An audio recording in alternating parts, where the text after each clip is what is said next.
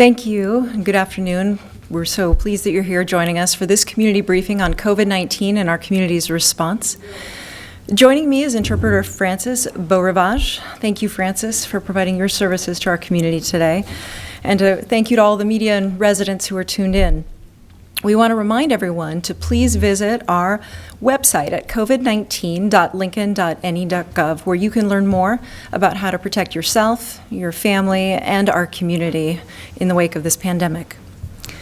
On behalf of all Lincoln residents, I want to extend condolences to the families and friends of the 8 Nebraskans who have lost their lives to this disease.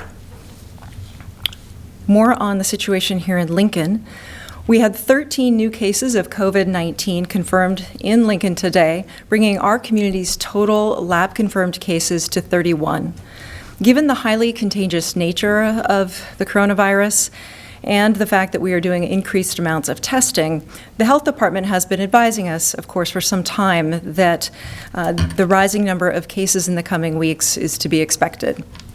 While the rising numbers can produce anxiety, it is important to remember that the vast majority of people who contract the virus will be minimally affected and will recover. However, we all want to protect those in our community who are most at risk, older adults and those with underlying medical conditions, and we all want to do our part to keep our hospitals from becoming overburdened. With the ultimate goal of preventing the spread of COVID-19 in mind, it is now more important than ever that you stay at home as much as possible, that you keep 6 distance from others, that you use good hand-washing techniques, that you cover your face with a tissue or a sleeve when you cough or sneeze, and that you avoid touching your face. If you're sick, stay home and isolate yourself from others, ideally using a separate room and a separate bathroom if possible. Others in your household should, if you are sick, others in your household should also stay home and self-quarantine with guidance from their healthcare providers or the Lincoln-Lancaster County Health Department. And the number for that health department, again, is 402-441-8006. In the absence of a vaccine, these are some of the most important steps that we can all take to fight the virus. Now, here to provide more details on the Health Department's investigations of today's new cases and those reported over the weekend is Interim Health Director Pat Lopez.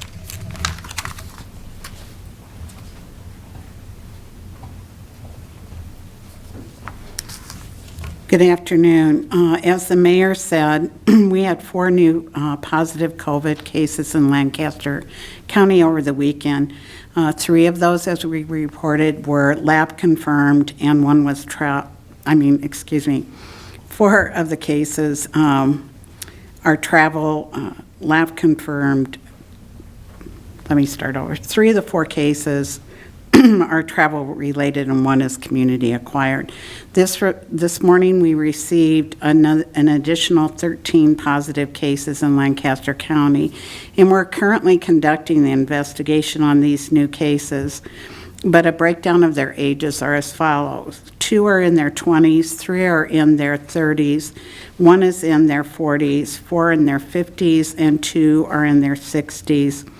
And another is in their 70s. So you can see there's a broad range of age from 20s to the 70s. Of those, we know so far that 4 are travel related and 6 are community acquired.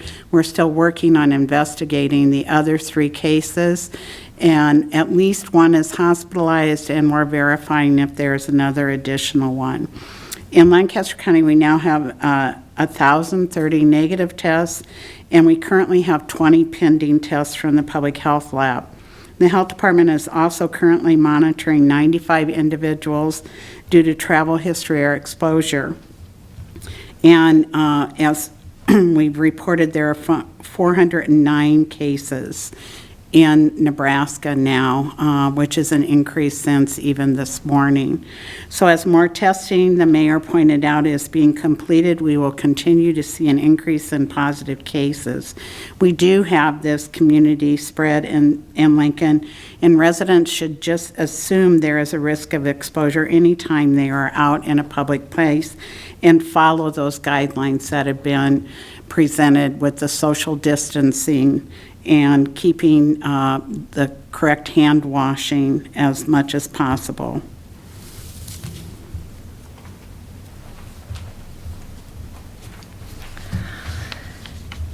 Last Friday afternoon, the Centers for Disease Control and Prevention recommended that individuals wear a non-medical grade mask or cloth face covering when out in public areas to help stop the spread of COVID-19. Our Lincoln-Lancaster County Health Department issued guidance over the weekend also recommending this practice. It is critical that our residents understand that this is additional recommendation and does not replace physical distancing, staying home if you are sick, covering your cough and sneeze, hand washing, and disinfecting highly touched surfaces several times a day, which all of which are our first line of defense in halting the spread of the virus. Cloth face coverings are a supplement to, not a substitute for, these important disease prevention measures we must all continue to practice. With this new guidance, we want you to understand that if you must be in public for essential activities like grocery shopping or making a run to the pharmacy for medication or to going to a medical appointment, wearing a cloth face covering is another preventative measure that you can take to keep our community safe. Experts say it's important to understand that a simple cloth face covering offers enough protection for someone who is practicing physical distancing and has only limited exposure to others during brief time outside for essential activities. We cannot stress enough that residents should use cloth face coverings and not surgical or N95 masks unless specifically advised to do so by a medical provider. Generally, surgical and N95 masks must be reserved for first responders and healthcare workers. If you have these medical-grade masks, we would ask you to consider donating them to a medical facility.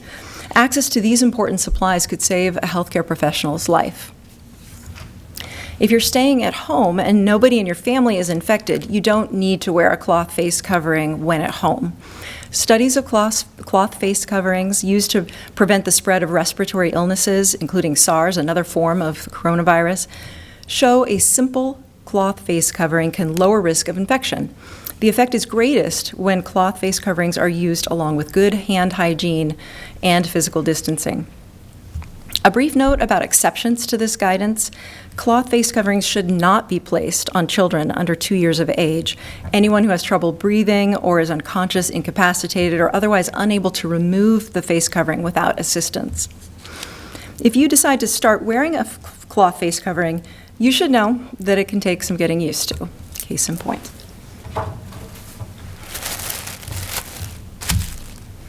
They can be hot. They can fog up your glasses. This is what it can look like.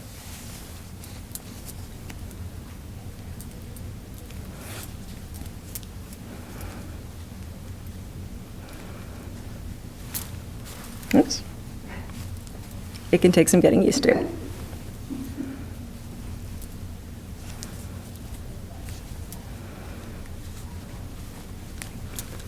Hold on.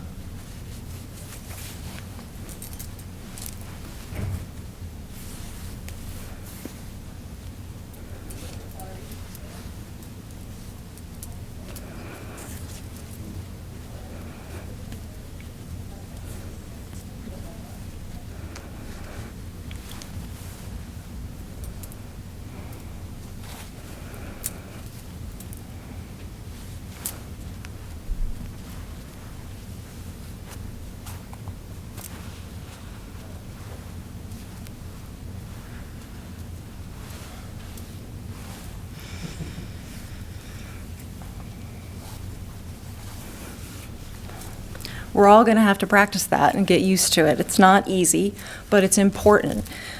This is because what we're learning as we go along this path of the pandemic is that you can spread the virus even when you're asymptomatic. So this is really about protecting other people when you're out in public.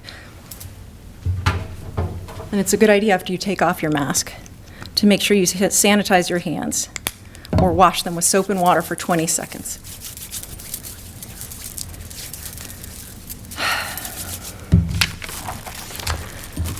All right. Scientists who study airborne diseases say that a cloth face covering sewn from a pattern or improvised. An improvised one made with a t-shirt probably offers some protection. The thicker the fabric, the better. Think heavy cotton t-shirt or pillowcase material. The guidance from our local health department is available on our website at covid19.lincoln.ne.gov. This includes links to resources that can teach residents how to make your own face covering at home. And finally, I want to emphasize that a cloth face covering does not make you invincible. It is just one more precaution that can help stop the spread of the virus, especially from people who are sick and do not know it yet. These new guidelines from the CDC have crystallized the additional needs we have for manufacturers and volunteer sewers to join forces to help protect our community. Along with healthcare workers, our city employees continue to serve the public, and they will need access to these same supplies. And while our incident command has been working tirelessly to identify sources for personal protective equipment to serve our first responders and healthcare workers across our community, we are competing with other municipalities and other states across our nation to obtain these critical resources. So today, I'm calling upon our local manufacturing industry to pivot their production where possible to support the battle against COVID-19. Lincoln has the know-how to make products that can save lives. With the dramatic increase in cases reported today, we need to use every tool in our toolbox to fight this aggressive virus. I urge all businesses that have the capacity and capability to do so to shift their operations towards making essentials, especially gowns, masks, and face coverings. We also need volunteers to support these efforts. If you are a business or an individual capable of providing such assistance, please contact my office at 402-441-7511 so we can coordinate the purchase and delivery of critical supplies to those on the front lines of this fight. And while this pandemic has upended our daily lives, there are still critical parts of life in America that must go on, that must be undertaken, even in this time of uncertainty. One of the most precious is our right to vote.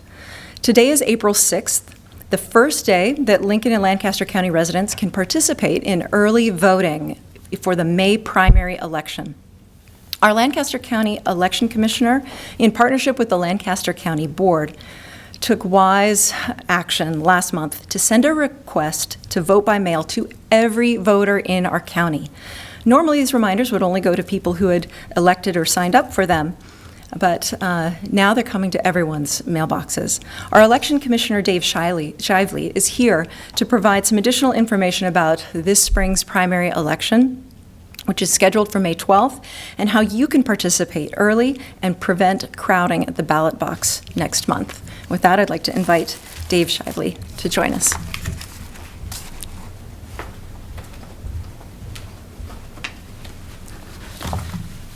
Thank you, Mayor. These daily briefings are very important. Thank you so much for doing them.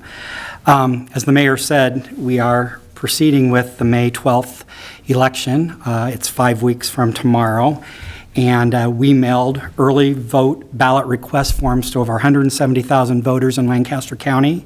This included 31,000 on our permanent list, and we mailed that on March 9th, and then to another 140,000 to the remaining voters who were not on that permanent request list on Monday, March 30th. If a voter did not receive an early vote request form, it most likely means that we don't have their most current address. Today, which is the first day that we could mail early vote ballots, we mailed almost 20,000 ballots today. And tomorrow we will mail out approximately an additional 6,000 ballots. And today, my office is busy processing requests we received on Saturday and again today.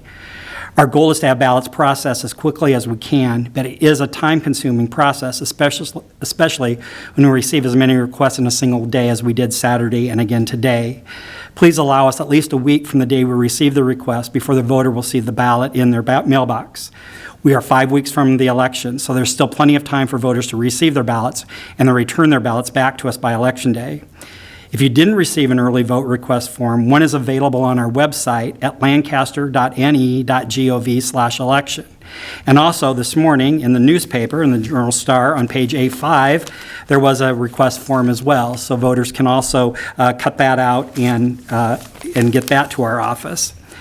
If you don't have either one of those abilities, you can call our office at 402-441-7311 to have a request form mailed to you. However, using one of the previously suggested means is probably simpler, easier, and quicker.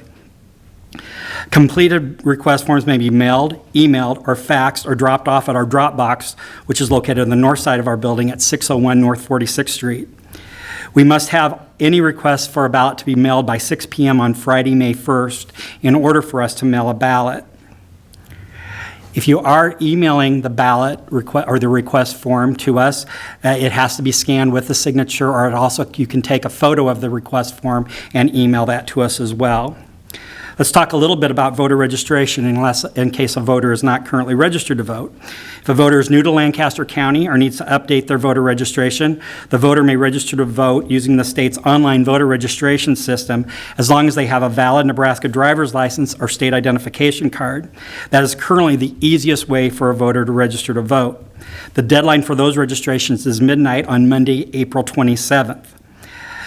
Your address does not need to match your driver's license in order to register to vote. It just needs to be a valid driver's license. So, also, we do have a voter registration form available on our website as well, and that can be mailed or dropped off to our drop box on the north side of our building. The postmark deadline for a paper voter registration is Friday, April 23rd.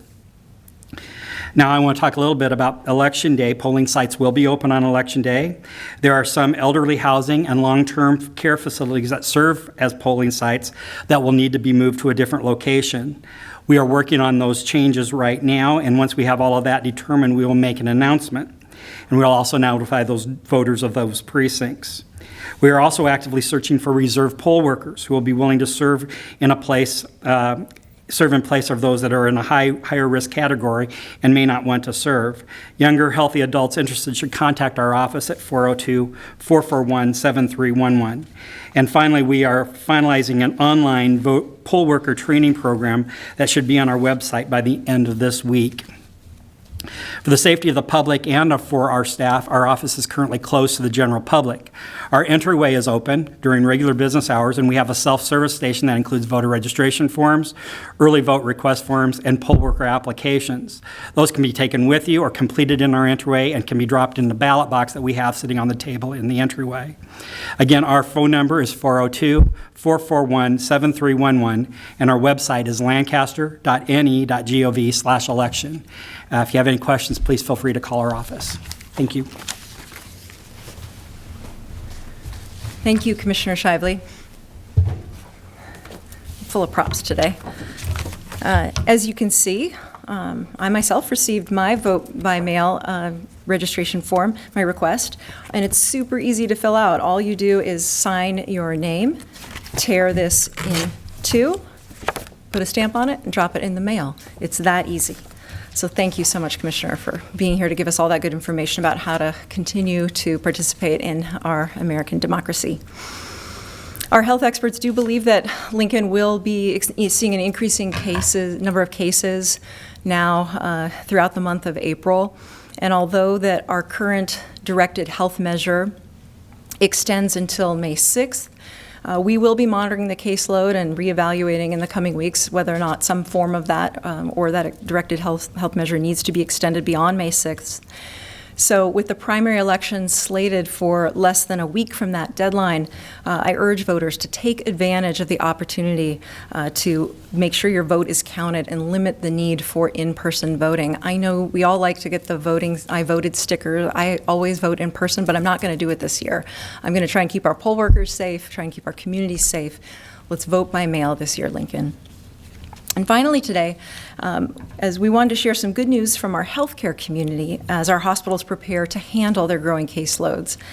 Bryan Health has received donations of much-needed supplies like masks, gloves, and gowns from businesses, agencies, community groups, and individuals.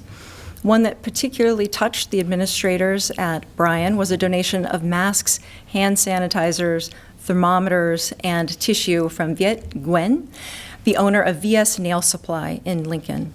A letter with the donation said that the items were given on behalf of the Vietnamese Communities Group in Lincoln. Thank you to everyone who is a part of that very generous group. We also want to honor and recognize Kawasaki. The company has shut down production for 2 weeks, but it was able to help Brian get the items it needs to make its own hand sanitizer. Last week, Kawasaki donated 4 55-gallon barrels of chemicals to Brian.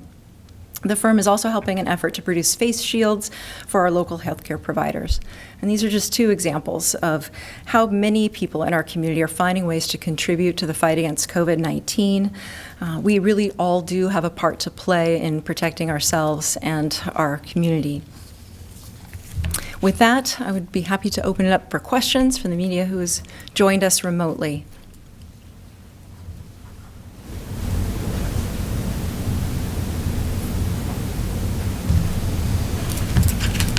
I have a question from Charlie Brogan. Hi, Charlie. The mayor and President Trump have both passed on guidance to wear masks when in public. Neither was or is wearing a mask, even though they are in public while issuing the guidance. Does that weaken the impact of the guidance?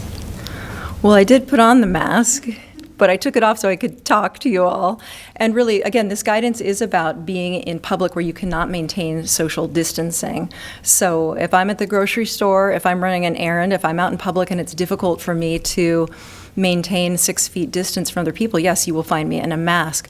This guidance does have the CDC guidance that you'll see both on the CDC website and at covid19.lincoln.ne.gov does indicate that if you're in an office setting where you can practice social distancing, it's not absolutely necessary that you wear the mask. It's really about trying to prevent the spread of droplets from people who are coughing, sneezing, or who may be asymptomatic but carrying the virus.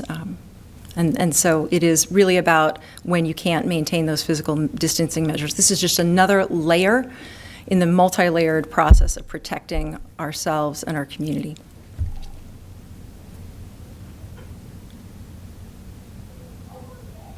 Mayor Bill Sherman here with 1011. Hi, Bill. The governor said about an hour ago, he kind of elaborated on his conversation with Governor Reynolds in Iowa with Dr. Fauci and kind of the differences or lack thereof between the directed health measures and stay-at-home orders. Do you believe, combined with the extra stuff Lancaster County has done, that right now enough is being done to protect Nebraskans as much as possible? We're taking that question very seriously, Bill, and we're evaluating it day by day, hour by hour, minute by minute. We want to make sure that we're doing everything we can, that we have no regrets looking back. We are very pleased with how much compliance we are seeing anecdotally throughout our community. The number of complaints are low. We believe that people are taking this very seriously, but what we want to make sure people understand is that as the number of cases rise, that they don't think it's not working. Social distancing is the key. The physical distancing measures are the key, and our directed health measure helped put those in place. But so did some other things we did early on by limiting public gatherings, by the closures of our restaurants and limiting to drive-through and takeout only.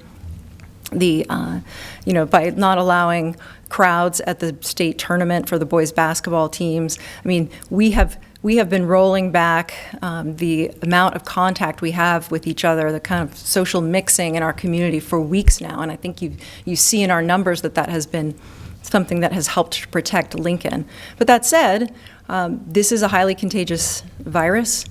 We're seeing some outbreaks in communities around us, so we're going to continue to evaluate whether or not there are additional steps we need to take in the near future. But this is the job of our public health officials, and we're continuing to follow their guidance.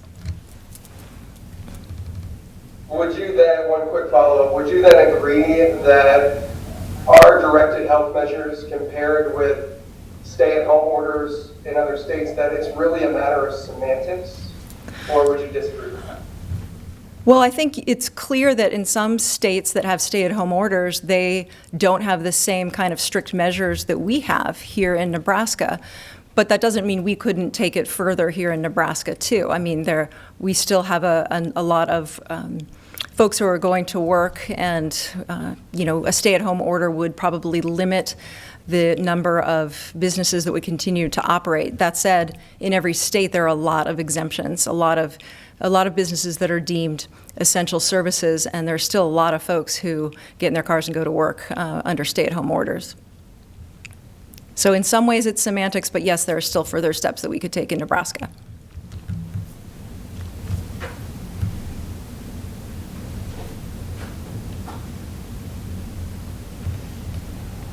Other questions? I'll ask one more. Sure.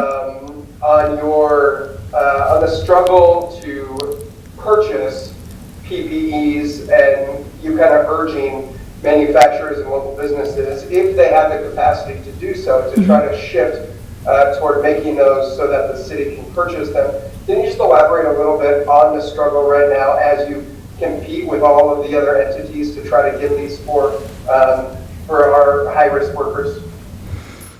Yeah, there is no centralized production and distribution coming out of the federal government, and states are left to do this on their own. And, we are fortunate to have some products from the national stockpile, but every community wants more than what they have. Every community is concerned about the burn rate that they may go through these products in order to keep sanitary, safe conditions in the hospitals and on the front lines of serving our community. We have a lot of people who are working hard and innovating. We have someone in our health department who came up with a prototype for an alternative gown and has come up with a second prototype, and now we feel satisfied that it could be replicated. So we have some designs, some specs that we'd like to share with those who can help us manufacture, because those gowns are important in protecting people who are potentially exposed to those with symptoms of COVID-19 or who are diagnosed with COVID-19. This is an all-hands-on-deck sort of situation, and we need support from the private sector. This is Joanne Young. I have a question. Hi, Joanne. Hi.